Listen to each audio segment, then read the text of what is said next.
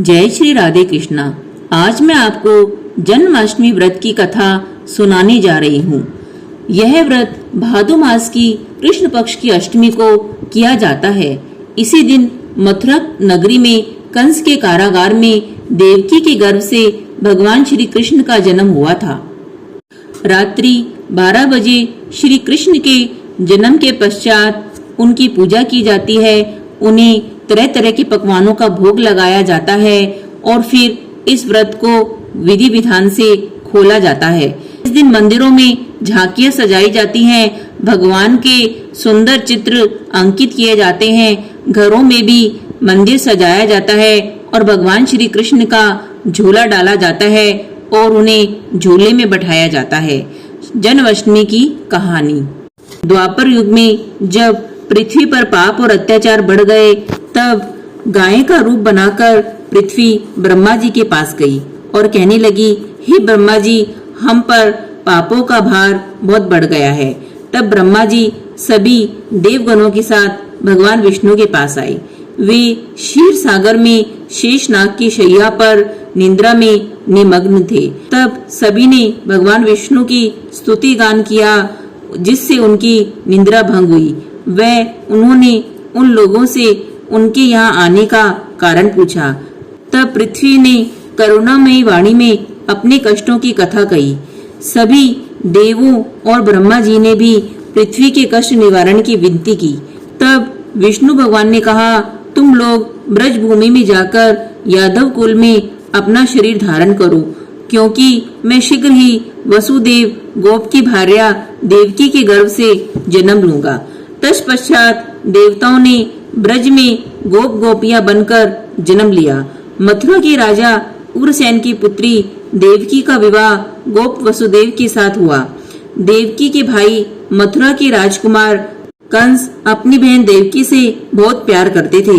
वही अपनी बहन देवकी व वसुदेव को स्वयं ही पहुंचाने उनके साथ रथ से गोकुल की ओर चले।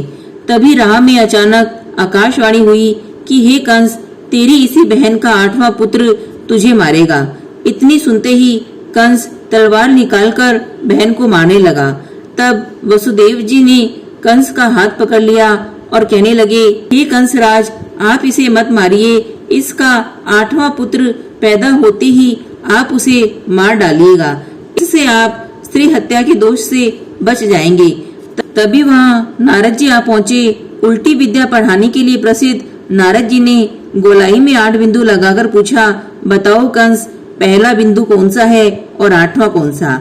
इससे कंस चक्कर में पड़ गए और बोले, वसुदेव, यदि तुम अपनी सभी संतानें मुझे दे दो और कारागार में रहो, जिससे संतान होते ही मुझे पता चल जाए, तो मैं देवकी को छोड़ देता हूँ। तब वसुदेव ने स्वीकार कर लिया। तत्पश्चात कंस ने वसुदेव व देवकी को कारागार में डाल दिया और पहरा लगवा दिया। देवकी के 7 पुत्रों को पैदा होते ही मार दिया। 8वें गर्भ का पता चलते ही विशेष और विशेष 7 दरवाजों पर 7 ताले वाले कारागार में देवकी वसुदेव को डाल दिया। भादो की अंधेरी आधी रात का समय था। बादल गरज रहे थे, बिजली चमक रही थी। तभी शंख चक्र गदा पद्मधारी श्री कृष्ण भगवान का जन्म हुआ। लीलाधारी श्री कृष्ण भगवान के दर्शन कर वसुदेव देवकी आकर चरणों में गिर पड़े। तब वे बालक के रूप में आ गए। कृष्ण भगवान की प्रेरणा से वहीं पड़ी फलों की एक खाली टोकरी में बालक को देवकी की साड़ी में से फाड़े हुए कपड़े में लपेटकर गोकुल चले। उनके हाथों की हथकड़ियां, बेड़ियां सब खुल गई। कारागार के ताले खुल गए। पहरादार सो गए। जब वसुदेव यमुना नदी के किनारे पहुंचे तो नदी में बाढ़ आई हुई थी। सिर पर टोकरी रख वसुदेव नदी पार करने लगे। तब यमुना जी ने सोचा, श्री कृष्ण भगवान के चरण छू लूं। ऊंची नीची लहरें उठने लगी। श्री कृष्ण भगवान समझ गए। उन्होंने अपने पांव टोकरी से बाहर निकालकर लटका दिए, जिन्हें छू लेने पर लहरें शांत हो गई। वे वसुदेव गोकुल पहुंचे, जहाँ भगवान की लीला से यशोदा पुत्री को जन्म देकर सो गई। दरवाजे के सब ताले खुले हुए थे। यशोदा के पास बालक को सुलाकर वे पुत्री को लेकर वसुदेव वापस मथुरा के कारागार में पहुंच गए। ताले व हथकड़ियां पूर्ववत जुड़ गए और कन्या के रोने का शब्द सुनकर प्रहरी जाग गए। कंस के पास कन्या के जन्म की खबर पहुंची। कंस बौखला गया, तुरंत कारागार में पहुंचा और चीखने चिल्लाने लगा, पुत्र की बजाय पुत्री कैसे हुई? देवकी के हाथ से छीनकर दीवार पर दे मारी, किंतु कन्या तो हाथ से छूटते ही आकाश में जा पहुंची और बिजली का सा प्रकाश फैल गया। देवी रूप माया ने कहा, मुझे मारकर क्या होगा?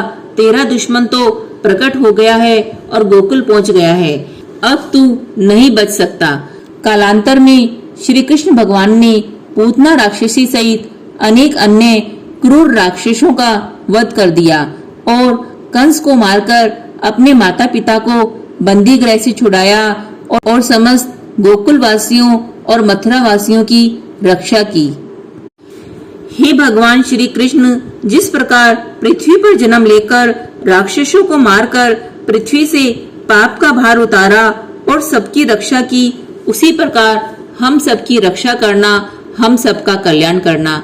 श्री हरि विष्णु भगवान की जय। श्री हरि विष्णु भगवान की जय।